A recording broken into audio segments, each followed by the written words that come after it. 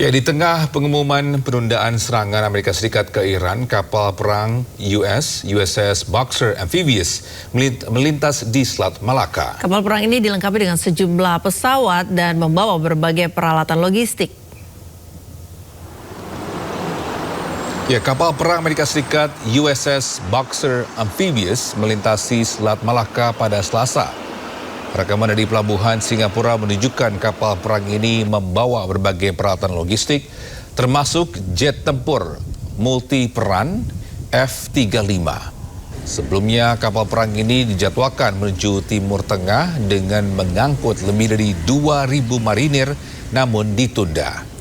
USS Boxer ini melintas di Selat Malaka usai Presiden Amerika Serikat Donald Trump mengumumkan penundaan serangan militer ke Iran.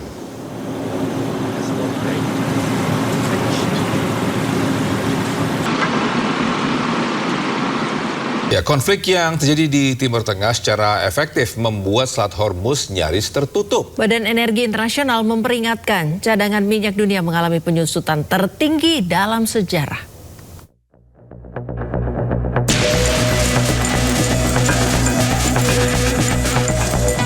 Konflik yang terjadi di Timur Tengah secara efektif membuat Selat Hormuz nyaris tertutup.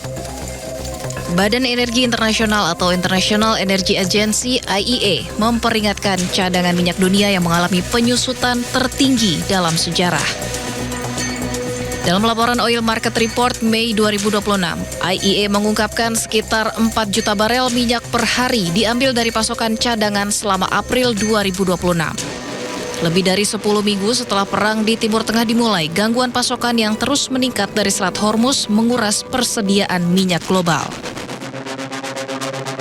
Lembaga yang berbasis di Paris itu mencatat persediaan minyak global yang terpantau termasuk minyak di kapal tanker menyusut 250 juta barel selama Maret hingga April 2026.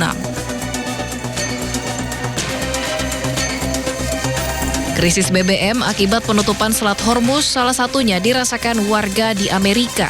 Harga minyak melambung tinggi hingga 2 kali lipat dari harga normal. Ya, pemirsa, kepolisian San Diego menduga satu pelaku penembakan sudah merencanakan perbuatannya. Hal ini membantah dugaan ibu pelaku yang menyebut putranya memiliki kecenderungan bunuh diri. She believed her son was suicidal, and she began to share information that several of her weapons were missing. Her vehicle was missing, in addition to her son. She also said that her son was with a companion, and that they were dressed in camo, and that is not consistent with what we would typically see from somebody that is suicidal. That began to trigger a larger threat assessment picture.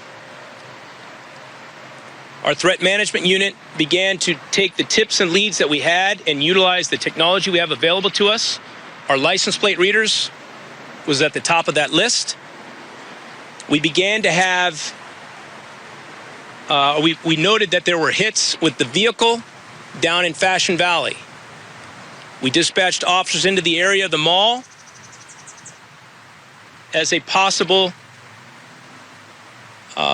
location that was a threat.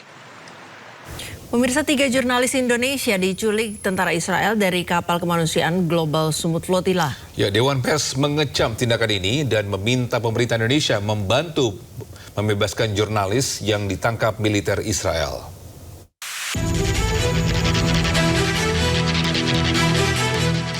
Data dari situs Global Sumut Flotilla ORG hingga Selasa dini hari ada 22 kapal yang dicegat di lepas pantai, 37 kapal dicegat di Laut Mediterania, 309 peserta diculik oleh tentara Zionis Israel. Jurnalis Indonesia yang diculik penjajah Israel yakni Bambang Nuroyono, Andre Prasetyo, dan Taudi Badai.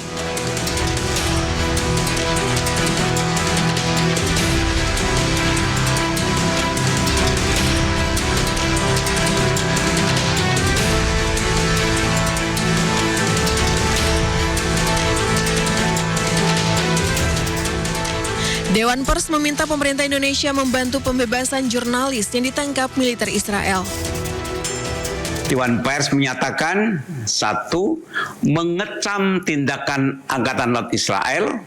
2. Meminta pemerintah Indonesia menempuh jalur diplomatik luar biasa untuk membebaskan wartawan dan warga sipil Indonesia serta memulangkannya ke tanah air. Angkatan Laut Israel mencegat dan menangkap kru dan awak kapal Global Sumut Flotilla pada Senin kemarin. Jurnalis Andre Prasetyo hilang kontak di perairan dekat Gaza setelah logistik kemanusiaan yang ditumpanginya dicegat oleh militer Israel. Kecemasan menyelimuti keluarga Rahendro Herubowo, seorang relawan dan mantan jurnalis Indonesia yang ikut dalam misi kemanusiaan menuju Gaza, Palestina. Keluarga berharap pemerintah bisa membantu pembebasan WNI yang diculik oleh Israel. Ibu dari Rahendro Herubowo, Erlina, mengaku terakhir berkomunikasi dengan anaknya pada hari Minggu. Seluruh pesan yang dikirim tak lagi mendapat balasan. Erlina mengaku sempat melarang anaknya berangkat ke wilayah konflik, namun Heru tetap memilih ikut dalam misi perdamaian tersebut. Heru merupakan salah satu WNI yang diculik Israel dalam misi kemanusiaan menuju Gaza. Terus dengar ibu berita di TV, 4 wartawan di ini katanya di 5 bisa culik sama Israel katanya. Tapi sempat meminta izin kan kalau untuk ke sana atau seperti apa itu? Bisa minta izin nih, nanti rumah itu ngapain? Ya ibu kan nyaut begitu. Apaan sih, anak masih kecil, orang tua udah tua. Dia bilang gitu. Tetap aja dia. Jadi sesampainya di sana masih catatan? Masih sampai kemarin minggu masih chatting. Sebelum ditangkap masih di chatting masih. Jadi terakhir minggu ya? Terus dari ibu nih ada harapan yang nggak nih pemerintah supaya? Ibu harapan ibu biar pemerintah cepat-cepat ngurus tuntas biar cepat selamat dikembalikan ke Indonesia dengan selamat itu aja. Pemirsa, sebanyak 16 warga negara Malaysia yang bergabung dalam misi kemanusiaan Global Sumut Flotilla ditahan oleh Zionis Israel. Ya, dan hingga kini ke-16 aktivis Malaysia masih ditahan di penjara apung milik Israel. Pemirsa, ini merupakan visual di saat kapal yang membawa sejumlah aktivis Malaysia dihentikan dan ditahan oleh Zionis Israel di Laut Mediterania pada Senin lalu. Tanpa melawan, para aktivis terpaksa mengikuti arahan Zionis Israel yang dilengkapi oleh senjata api. Terlihat juga Zionis Israel mengarahkan senjata ke arah aktivis. Informasi terbaru, pemirsa, para aktivis tersebut kini ditahan secara ilegal di penjara apung milik Israel. Dalam hal ini, Perdana Menteri Malaysia Anwar Ibrahim mendesak Israel untuk membebaskan segera seluruh aktivis yang ditahan secara ilegal.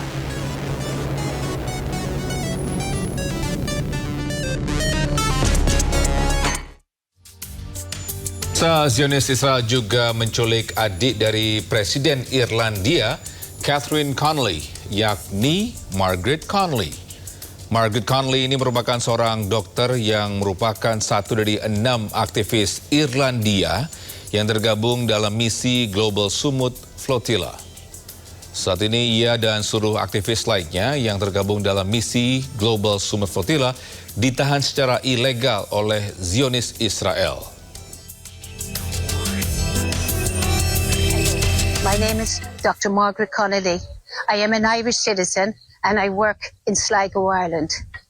If you are watching this video, it means I have been kidnapped from my boat in the flotilla by the Israeli occupying forces and am now being held illegally in an Israeli prison.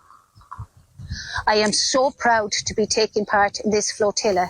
Pemirsa, jaring raksasa yang melindungi kendaraan militer Israel berhasil ditembus oleh drone Hizbullah. Ya, sebelumnya jaring-jaring ini digunakan bertujuan untuk menjebak atau memicu ledakan drone FPV milik militer Hizbullah menjadi satu arah sebelum mencapai awak kendaraan.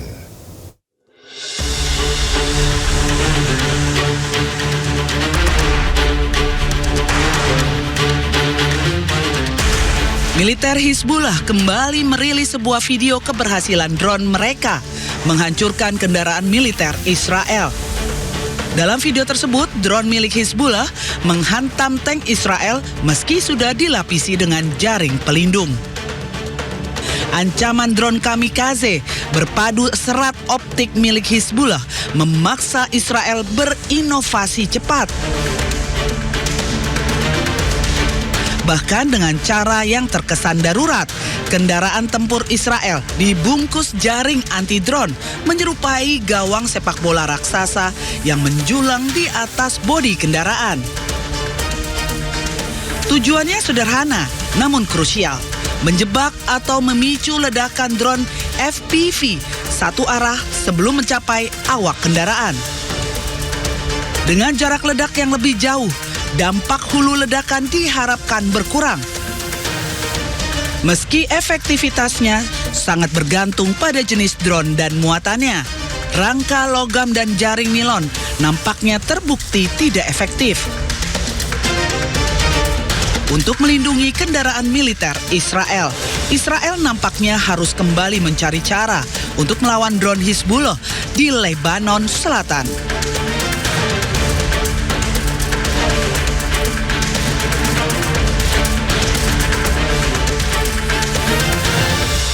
Ya, pemirsa, sebuah video kembali dirilis oleh militer Hizbullah saat rudal terpadu milik Hizbullah hancurkan tank Merkava milik Israel. Rudal terpadu milik Hizbullah menghancurkan tank Merkava milik Israel di dekat Tel Nahas di kota Kafr Kala, Lebanon Selatan. Tank ditargetkan terlebih dahulu sebelum kemudian rudal meluncur dan menghancurkan tank tersebut. Hizbullah berupaya menahan pasukan Israel yang mulai masuk ke Lebanon Selatan. Selain menggunakan rudal, mereka juga memanfaatkan drone kamikaze.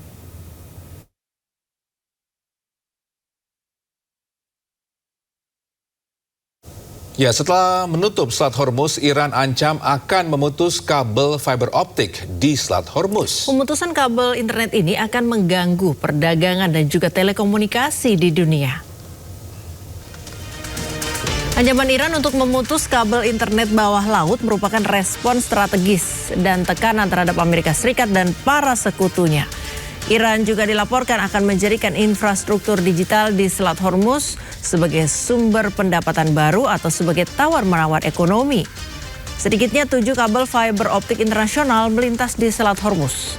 Ini menjadi jalur pertukaran data yang sangat penting bagi Asia, Timur Tengah, dan Eropa.